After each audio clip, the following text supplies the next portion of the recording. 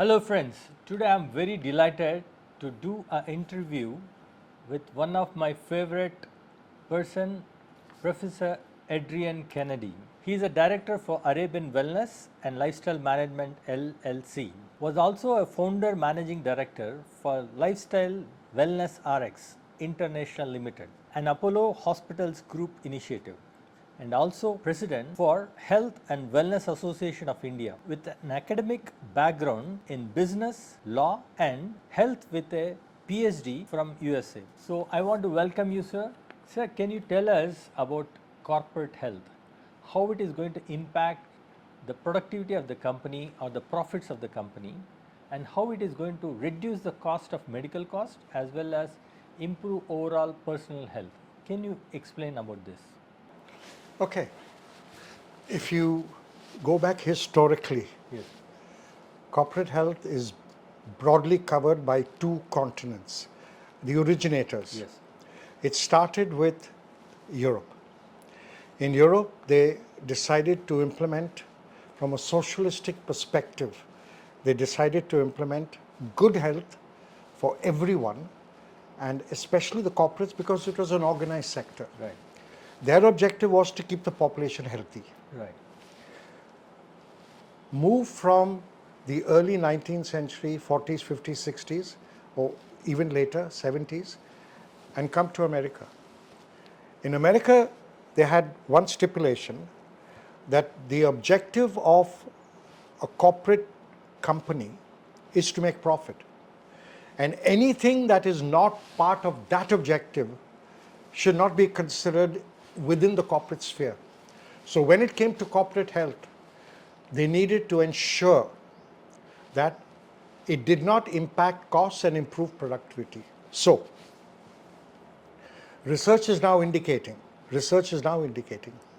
that a healthy executive or a healthy employee is able to work harder.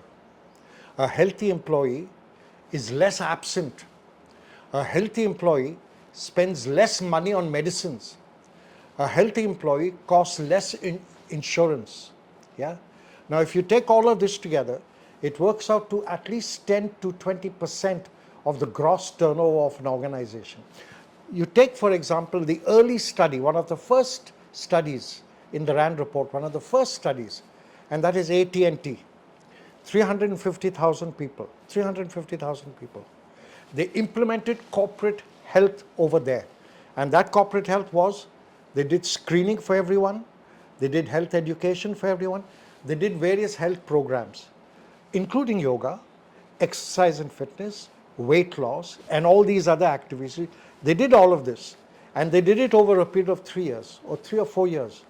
And they discovered not only did the employee health improve, not only did his presenteeism improve, not only did his productivity improve, not only did the company's overall production improve, but also the company was spending less money on medicine, and therefore the overall profits increased. A quantification of that profit is that they were AT&T were able to save $14 million per annum out of 350,000 employees. $14 million. Now that was almost 10% of the overall turnover of the organization. So it proved very well in the United States that corporate health, improved health, resulted in improved productivity, resulted in reduced Medicare costs, increased profits, and therefore it came to be a well-accepted concept in the United States. So today, for the rest of us who are neither in America nor in Europe, we have a hybrid version. Yes. The hybrid version is certainly concentrate on making your employees healthy on the one hand, but keep in mind that those objectives of improved health must result in reduced Medicare costs. And this is especially important because insurance is now coming in to correct or to check whether this is actually happening. Right. So that is what corporate health today is. It's a matter of improving the profits of an organization. Yeah, and obviously the quality life of the individual. Absolutely. What is the components of corporate health? What kind of programs we need to do in terms of assessment and implementation. Okay. Corporate health, the accepted protocol. Let's understand this. Corporate health is now a globally accepted program. Yes. It has been accepted by the WHO. It has been accepted. We have a global body or a couple of global bodies that control corporate wellness around the world. And if you look at the programs around the world, the CCWS, that is the Certified Corporate Wellness Specialists, it's an organization that certifies individuals to manage corporate health. And abroad, in the UAE, for example, you cannot be a corporate wellness professional unless you don't have this certification. Right. Okay, so they give you 3 or 4 systems for corporate health. System 1 is screening. Everyone in the organization has to be screened, and not a medical check but a health check. Yeah. Now that would mean the only 3 medical parameters are blood pressure, blood sugar, cholesterol.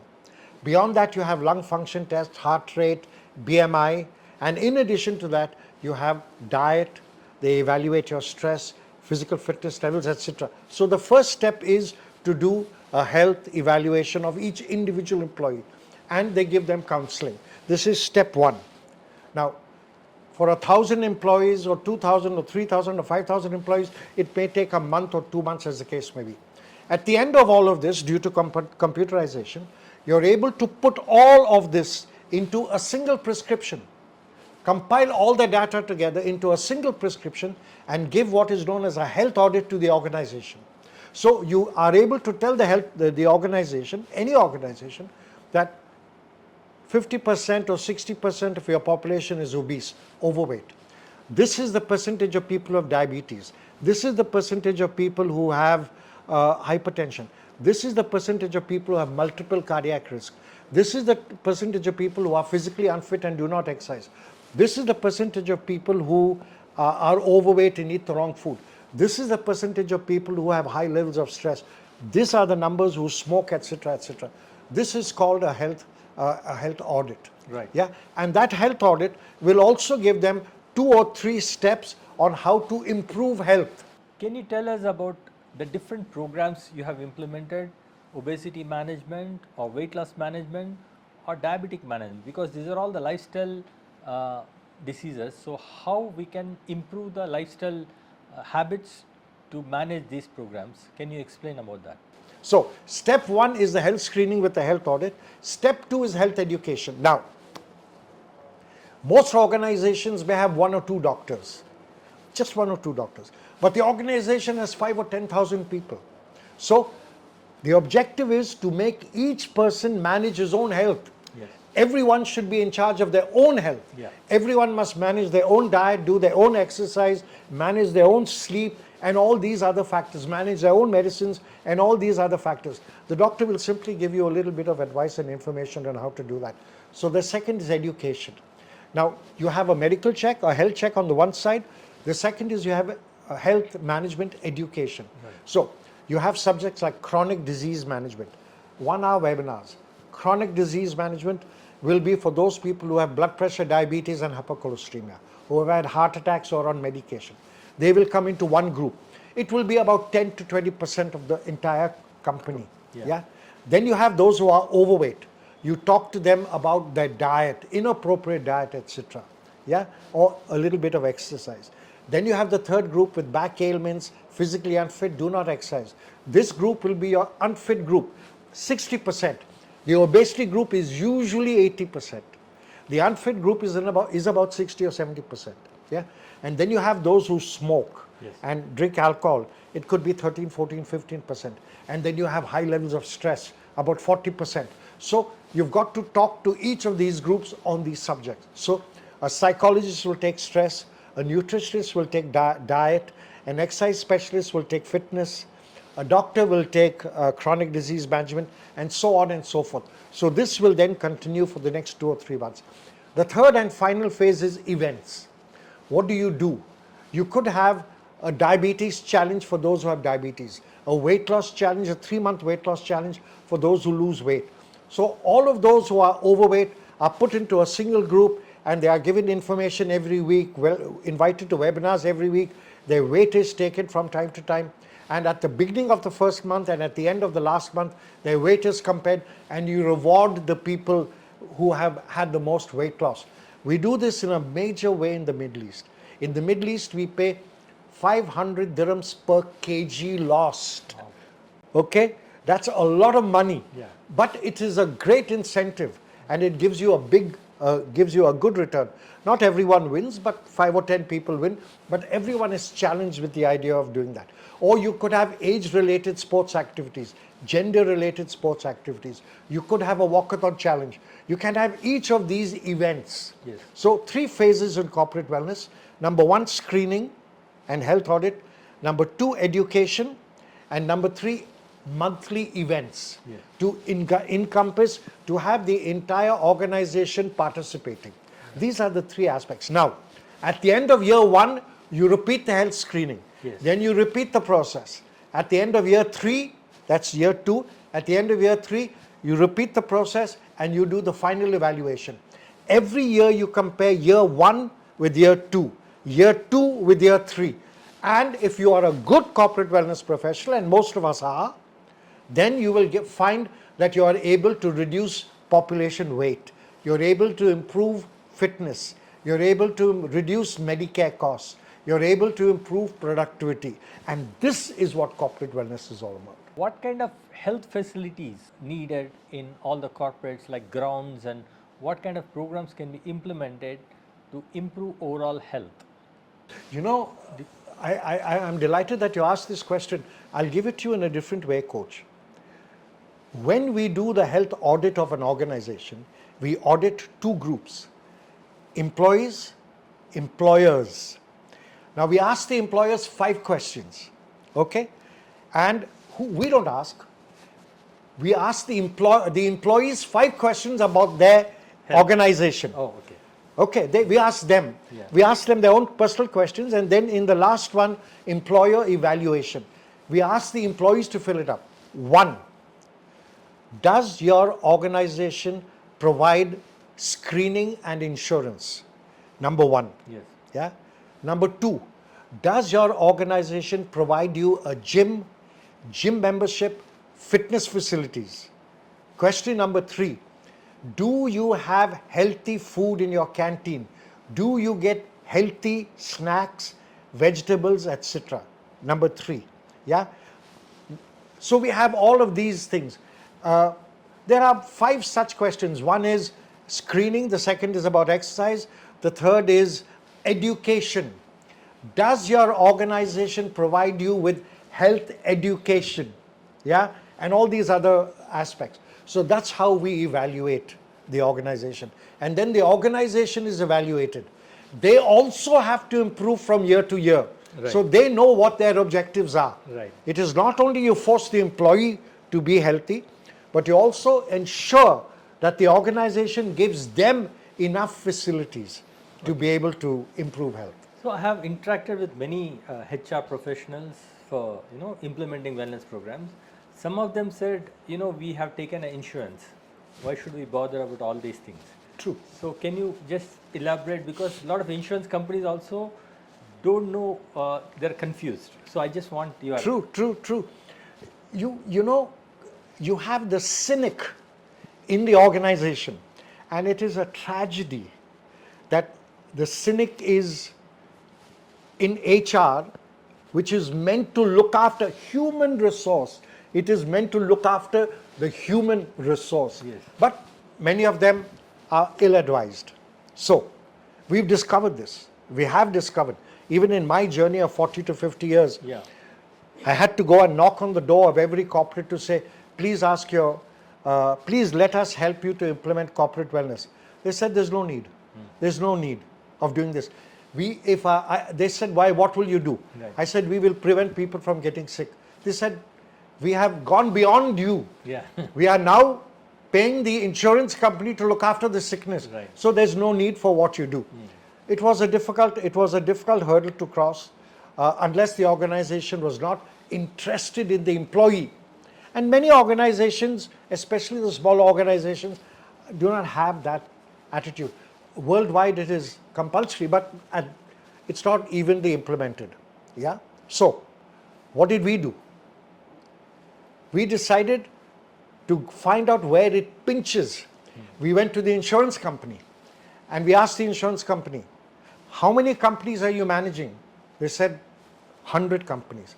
What is your population? They said 100,000 employees.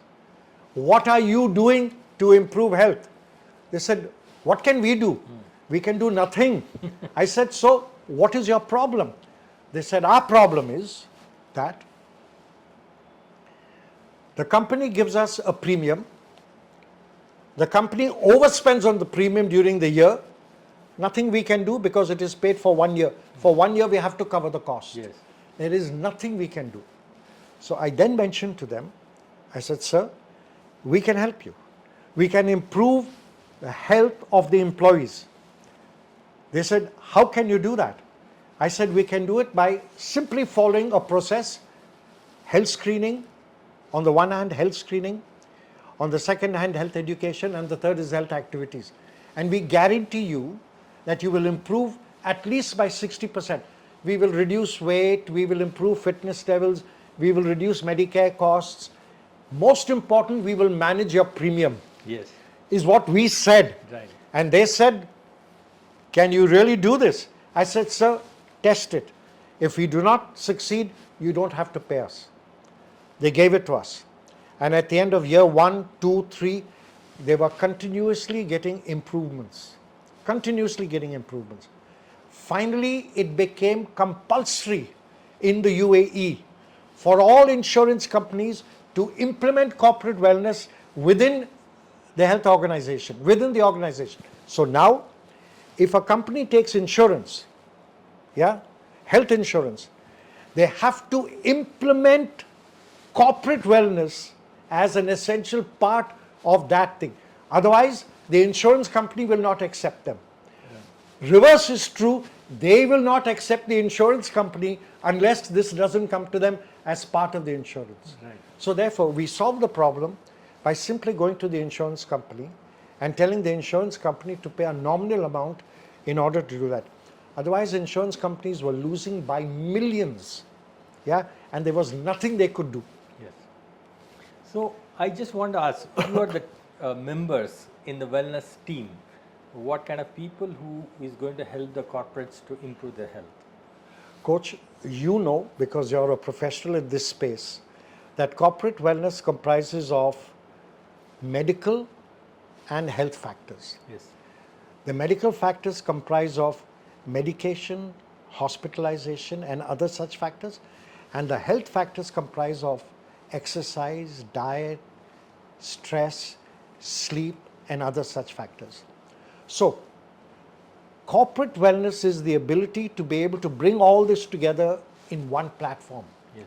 So usually a corporate wellness team comprises of a physician who does the medical checkup along with the nurse, physician and nurse who do the medical checkup. Then we have a nutritionist to manage diet and weight, an exercise specialist to manage exercise, fitness, gym facilities, sports, yoga, and all these other areas, a psychologist to manage stress, anxiety, depression, smoking, alcohol, and all these other areas. So you have a multidisciplinary team. Yes. Usually you have a multidisciplinary team.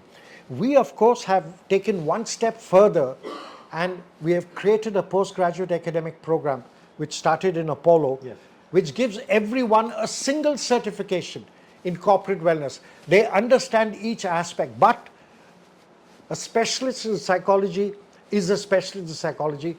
Corporate lifestyle medicine is a support system. Right. So it is important that all of these people know each other's disciplines. So that's what we do. A corporate wellness team comprises, the formula is very simple. A corporate wellness team will comprise of 4 or 5 professionals, a doctor, a nurse, a dietitian, exercise specialist, psychologist. Usually this is the team. They will conduct screening, they will conduct health talks, each in his own speciality will conduct the talks, yeah, they will do that. And the total ratio is one team, 10,000 lives, at the rate of 100 employees per day. This is the ratio. So you have one team, they will screen 100 employees per day, they will give talks to 100 employees per day, they will conduct sports activities, etc., etc., etc. And this is how we manage corporate wellness. So you have written so many books. Can you just share why you have written these books? Okay, it's simple enough. The Framingham study from 1950, we always refer to that as the starting point, discovered the multifactorial risk in the heart attack. Now, the heart attack is the biggest killer in the world. 60 to 80% of humans will die of cardiac related ailments, Yeah. which include hypertension and diabetes and all of these things. Now, the causation factor of that is heart attack at the top. Below that, blood pressure, diabetes, hypercholesteremia. Yes. Below that, what causes these things? Obesity, lack of fitness, sedentary lifestyle, high levels of stress and tension, smoking and alcohol. So these are the factors. Now, each of these is a different subject. Yes. Each of these is a different subject. So, how, if all these people know so many things, then you need too many people to manage a single person.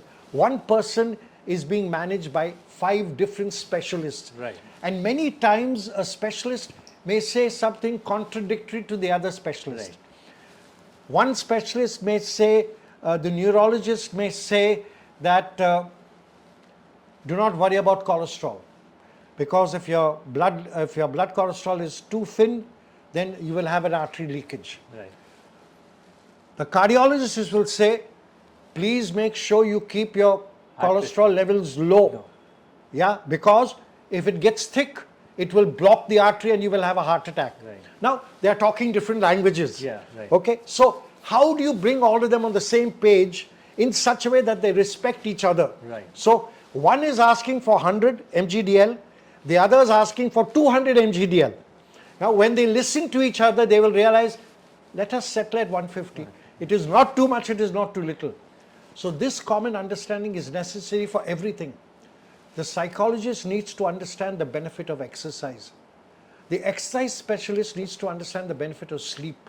The nutritionist needs to understand the benefit of diet. Diet, they know the benefit of exercise related to diet. Yes. All these people have to understand each other. Only then will they move with a common purpose. In order to do that, we created a subject called lifestyle medicine. This was done. Harvard, on the one hand, was the second person. The first person was Apollo Hospitals. Apollo Hospitals created this concept and this vision of teaching everyone. We had what was known as the Apollo Hospitals Education Research Foundation, which is the teaching institution. Yeah. We created a subject called preventive and promotive health care and wellness management. Okay.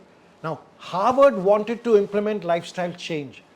They discovered in the United States that there is this hospital in India which for 10 years has been improving lifestyle and health. They came here. You were there. Yes. You were part of the program. Yeah. They came here, yeah, and they studied the program. They went to 5 different cities, each of the different Apollo hospitals: Delhi, Mumbai, Hyderabad, Chennai, Bangalore, and all these places. They went to each of these places. They lectured along with the Apollo individuals, myself, Dr. Savita and so on. They lectured, and they lectured only to doctors. And the doctors were convinced. The doctors were convinced because Harvard said so. Yeah. But Harvard didn't know what to do. They spoke to Apollo to find out. Yeah. Yeah. And this is how the entire program came. While I was in Apollo Hospital, we graduated about 5,000 such specialists. I'm also one of them. Yeah, you're one of them. Well done. Yeah. You have a Harvard certificate. Great. Thank you. So we graduated these people. So that's basically how we did it. Now, in order to do this, we had to write books in each area and integrate it. Writing a book on nutrition and integrating it with exercise. Using exercise as one means to do that. You're writing a book on psychology and integrating yoga into it as part of that entire system. Right. So this is how we did it. You're writing a book on cardiac ailments and bringing in factors like exercise, diet, stress reduction, etc. So we had to write independent books. So we finally wrote one book in each subject, 9 or 10 books, and those books are relevant even today. Yeah, so you have spoken about the corporate wellness. So I just wanted to ask you a question about the computerized health scan. When we do that scanning or screening, what every individual has to do, what the company is going to get in the screening, Okay, okay. what kind of subjects they are going to assess. The computerized health scan was my PhD. Yes. Yeah. Yeah. So I did my PhD in the late 80s or some such thing. And the computerized health scan, as you refer to it, the full name is Computerized Lifestyle Assessment and Prescription Scan. Right. That is the full name. Yeah. But it is a computerized system. Yes. So for short form, we say computerized health scan. Yeah. Yeah. So what does it comprise? It comprises 5 or 6 parts. The first part is medical. Yeah. The first part is your demographics. Right. Your name, your height, your weight, your gender, your nationality. Each of these things is different for different people. Yes. For example, if you are a European, yeah, your height and weight will be different from if you are Indian. Yes.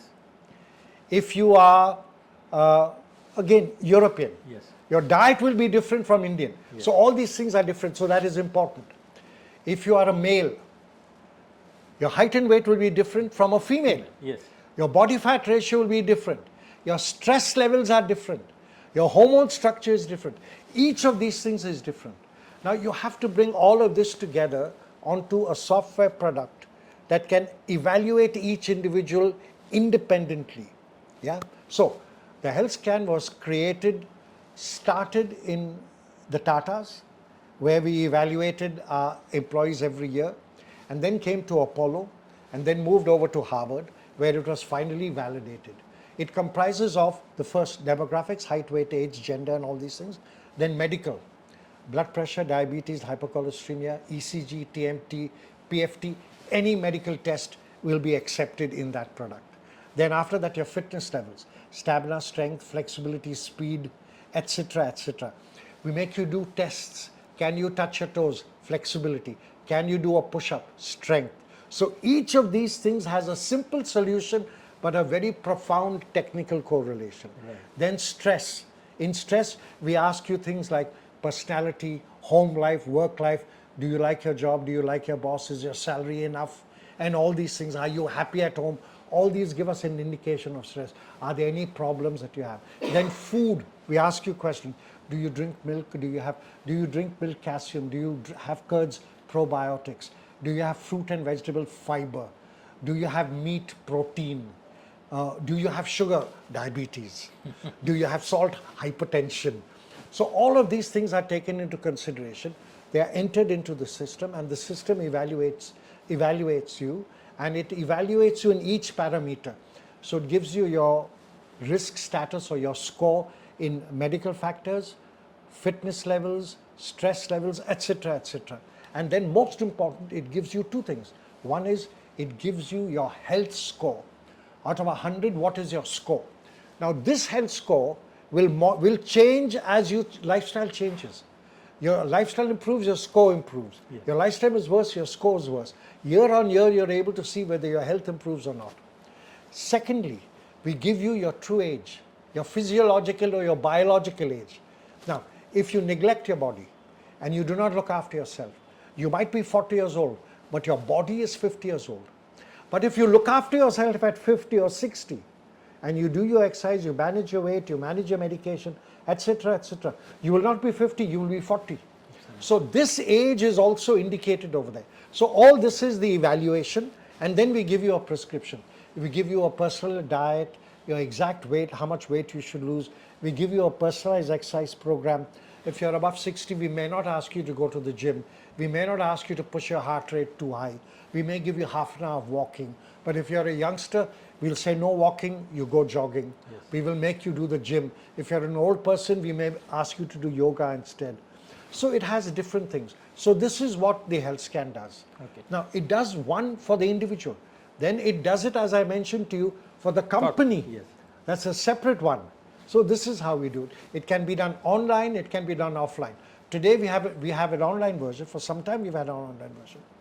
We do about, I would say, 100,000 scans every year. Wow. on this product. Yeah. It is used by Apollo, it is used by RAC Hospital, it is used by several institutions around the world. Yeah. So that means you are doing a public health. I mean, you are helping the whole, world to in the area of public health. Is one way of looking at it. Yeah. But public health is a very large space. So we chose the easy route. Yes. And we decided that the area that is organized is two areas. One is adults will work for a company which is organized. 50% of all human adults work for a company, work for a salary. And the second organized sector is for children, is school. School health. So we worked in these two areas. So can we discuss about the school health program? Why it is important to implement school health program? As we all know, India is the highest youth in the world, but unfortunately our youth is not so fit or active to take the challenges. India want to become the world's biggest economy. India wants to become the powerful economy in the world.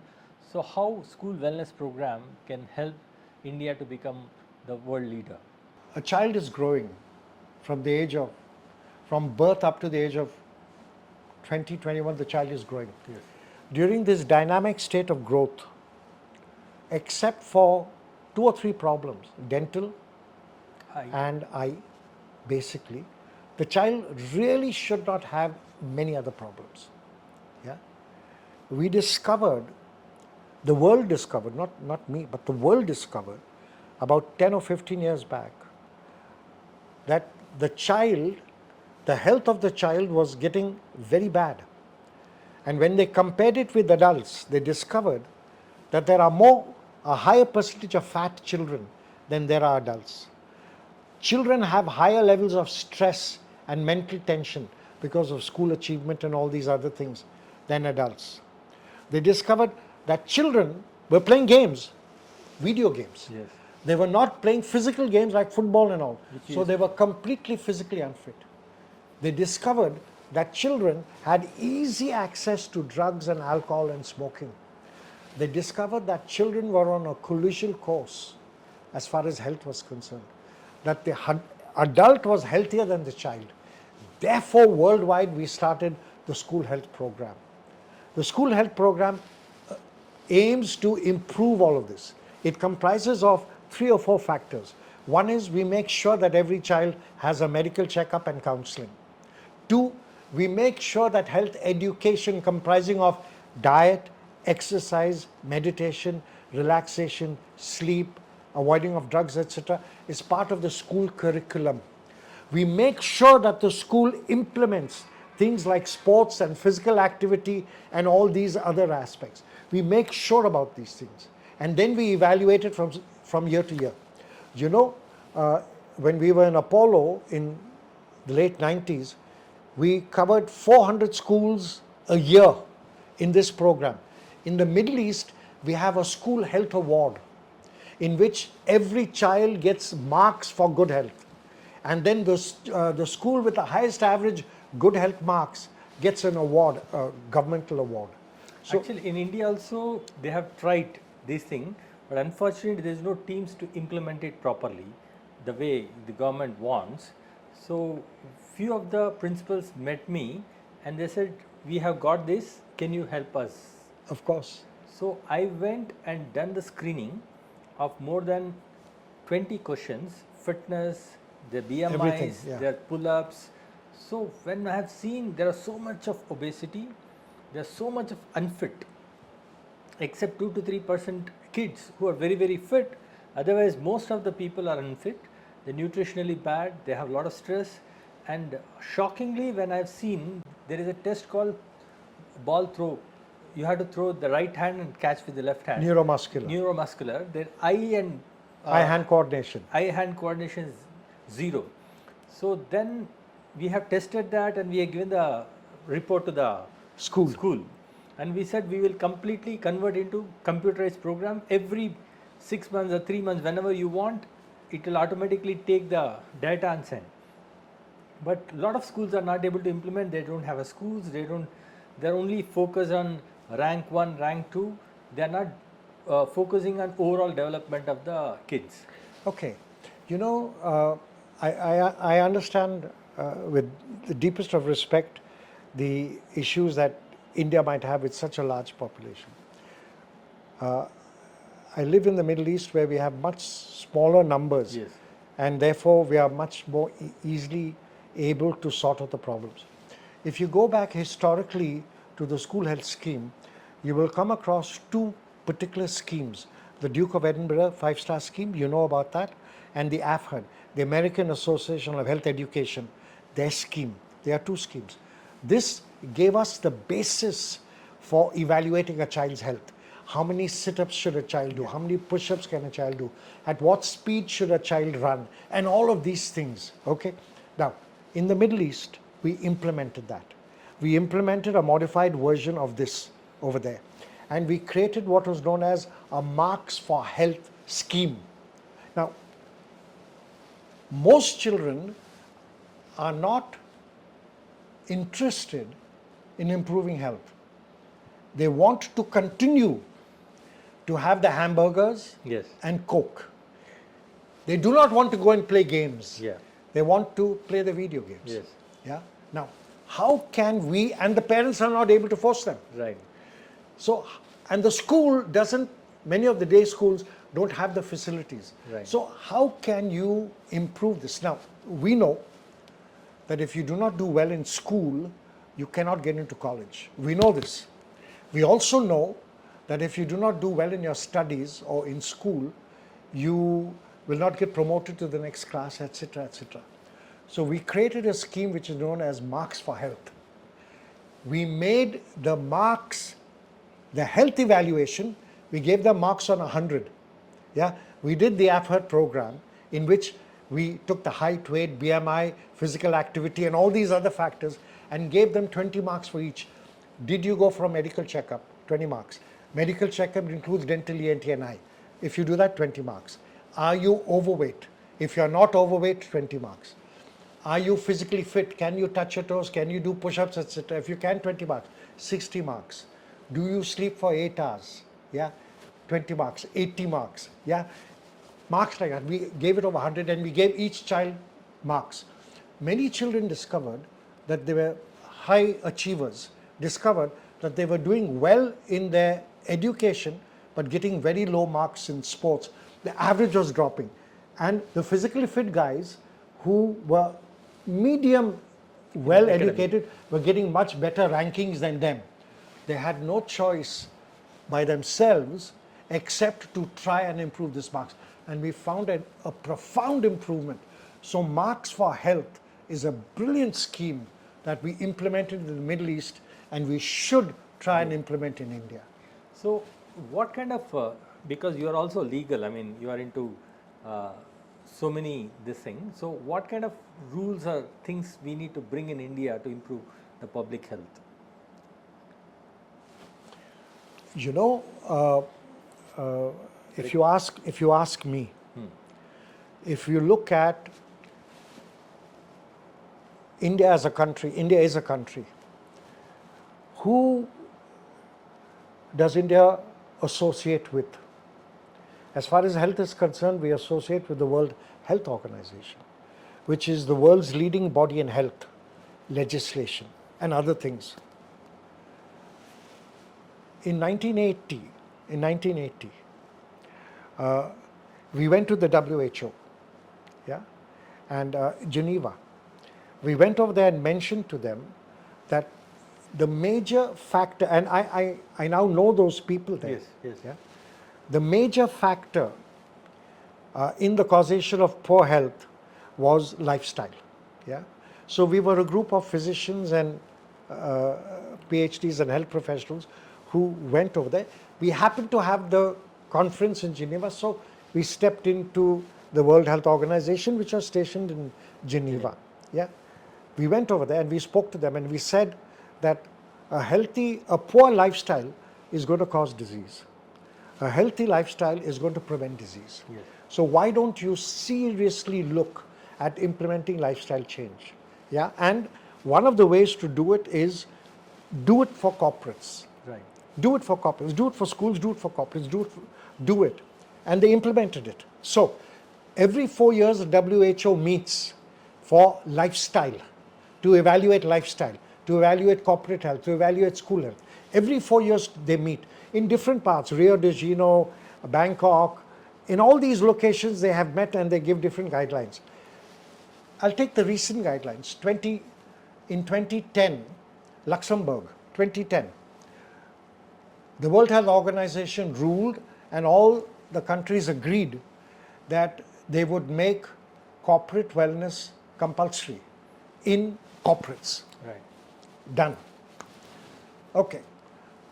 It was to be made compulsory, everyone agreed to do it, and everyone tried to implement it. In 2014, 2010, in 2014, I believe, Obamacare was there. Yeah.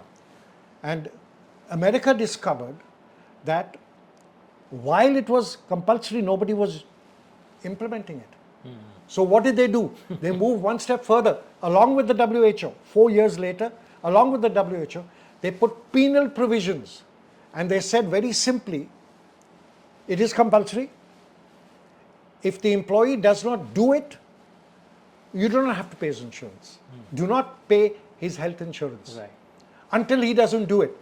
And the corporate wellness officer of that company has to certify his participation in at least 2 out of several programs. Yeah. You can have many programs, a Right. weight loss challenge, a diabetes challenge, a gym membership, so many things you can do. Yeah. You have to participate in something or the other. Right. But if you don't do it, the company will not pay for your insurance.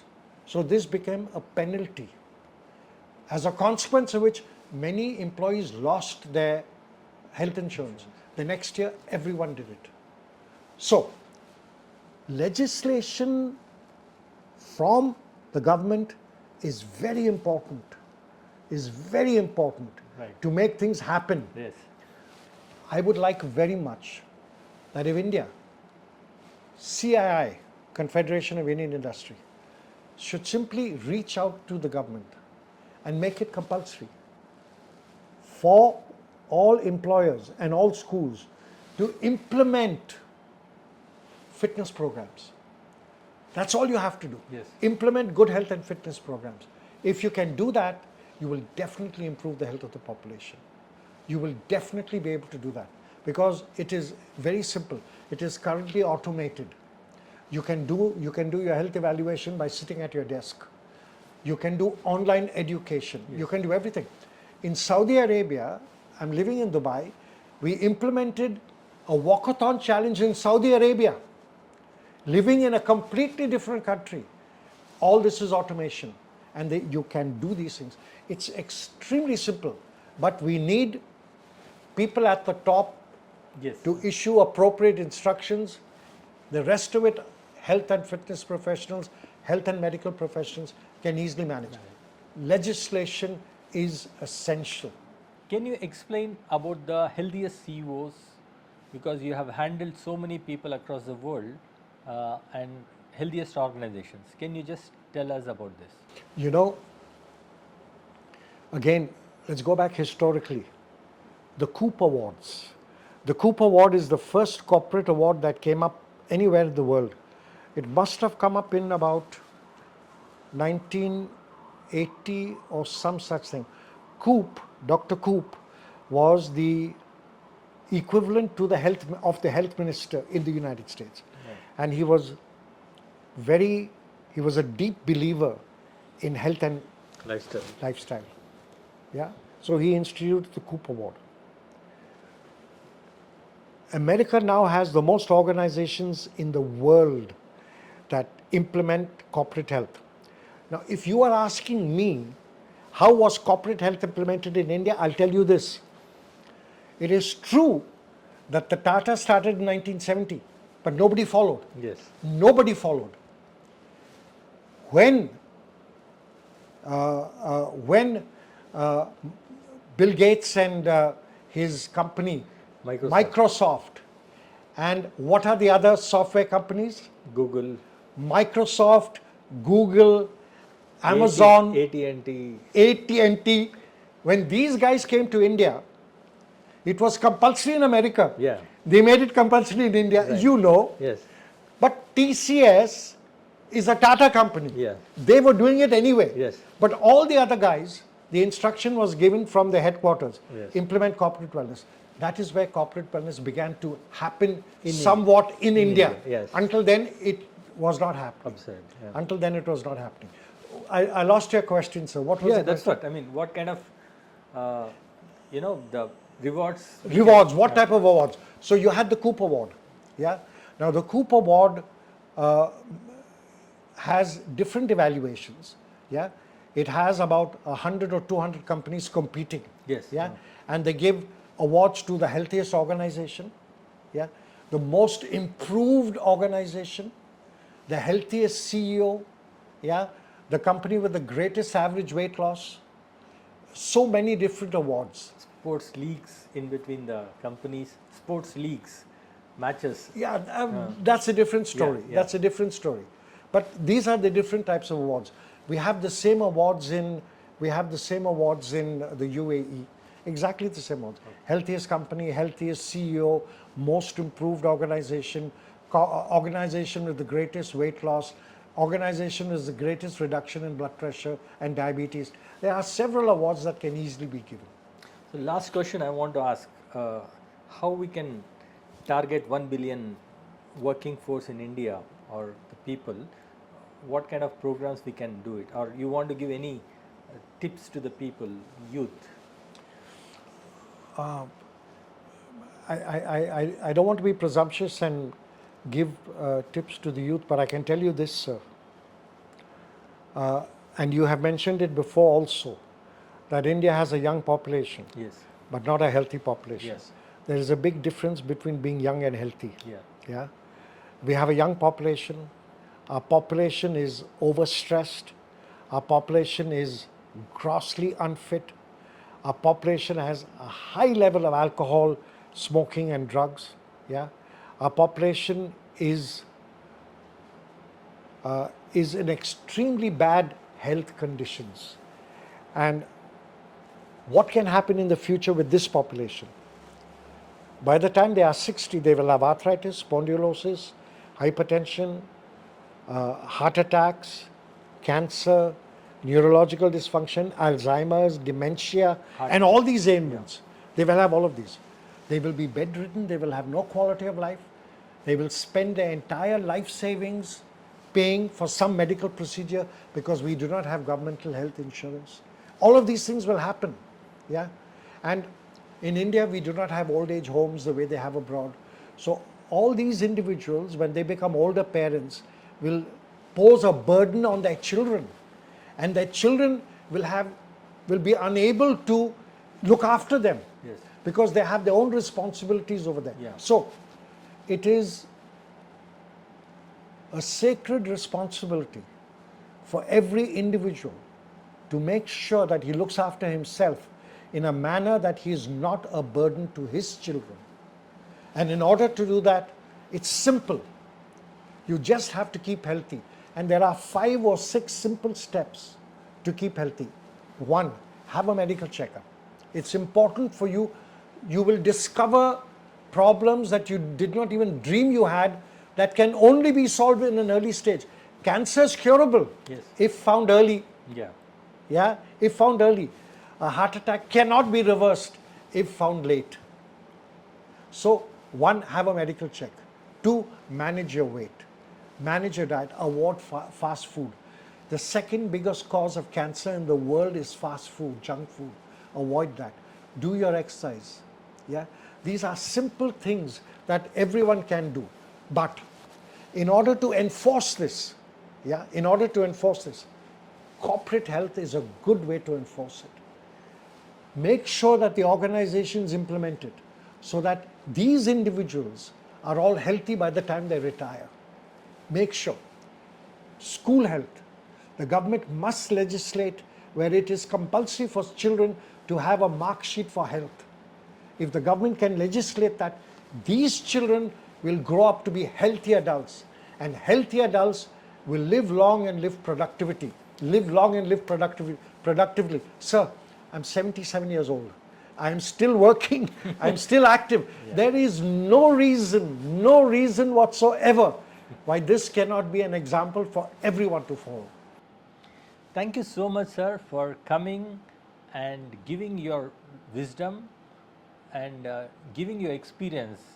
We really enjoyed talking to you, really enjoyed understanding the overall corporate health, the way you travel across the world to understand and implement it and help lakhs of people from so many decades.